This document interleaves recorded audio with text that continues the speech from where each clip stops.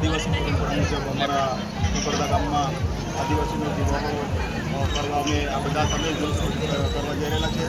ત્યારે આ વિસ્તારના લોકો આદિવાસી વિસ્તાર હોય ઉકરડા એટલું જ નહીં પણ આ નસવાડી તાલુકાની અંદર ઉકરડા આ ટ્રાઇબલ ઇલાકો છે। આ વિસ્તારમાં 60 થી 62 જેટલા કરતા વધારે ગામો આવેલા છે। બધા જ ગામના લોકો અહીંયા ગામે પધારેલા છે અને અહીંયાથી એક દેશ દુનિયાને મેસેજ આપી રહેલા છે કે આદિવાસીનું જે કલ્ચર છે, આદિવાસી જીવન જીવી રહેલો છે, આદિવાસી આ વિસ્તારની અંદર વસવાટ કરે છે ને કેવું જીવનશૈલી જીવી રહેલો છે દેશ દુનિયાને મેસેજ આપી રહેલો છે। તમે જોઈ શકો છો મીડિયમ મારફતે પણ એક જ સરખા કપડાં પહેરીને અને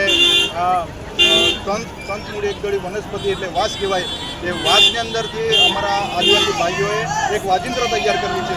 એ વાજિંત્ર વગાડી રહેલા છે અને અમારી બહેનો સમાજની દીકરીઓ એ વાંસના સૂરને ગીતો આપી રહેલી છે। ત્યારે દુનિયાને એ દેખાડે છે કે આ આદિવાસીનો હજારો વર્ષ જૂનો આ કલ્ચર છે, આદિવાસીની આ રીતિ રિવાજો છે। ત્યારે ઉકરડા ગામે આમ તો નવમી ઓગસ્ટના દિવસે અમે ખૂબ ધામધૂમથી અમે ઉજવણી કરી છે, પણ આજે 2 દિવસ લેટ છે।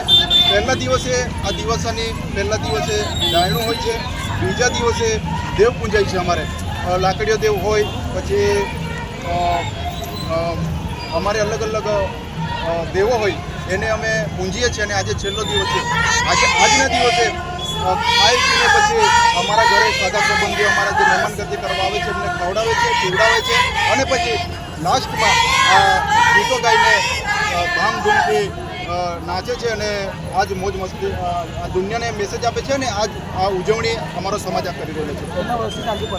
આ પરંપરા હજારો વર્ષ છે, અમારા પૂર્વજો બાપના બાપ દાદાઓ હતા ત્યારથી ઉજવાય છે।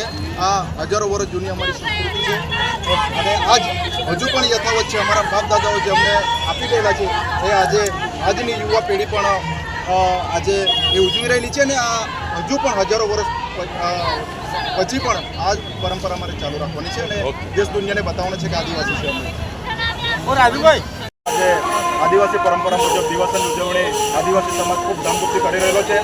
તમે જોઈ શકો છો કંથમૂળ એકદળી વનસ્પતિમાંથી તૈયાર કરેલું વાજિંત્ર એટલે અમારી ભાષામાં આદિવાસી ભાષામાં પીવો કહેવામાં આવે છે। એ પીવા થકી અમારા સમાજના નવયુવાનો અમારો વડીલ એ પીવા થકી ગીતોનો સૂર આપી રહેલો છે અને એ ગીતોને અમારી સમાજની દીકરીઓ એ પીવાના સૂરને ગીતો પૂરી રહેલી છે। તમે ગીતો ગાઈ શકે છે એ અમારી હજારો વર્ષની પૂર્વની સંસ્કૃતિ છે।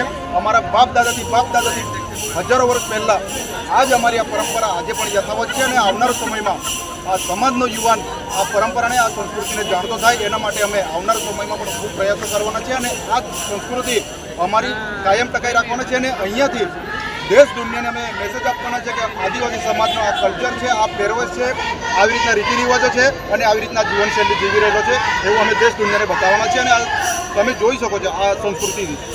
રસિકભાઈ બેલ, સામાજિક આગેવાન।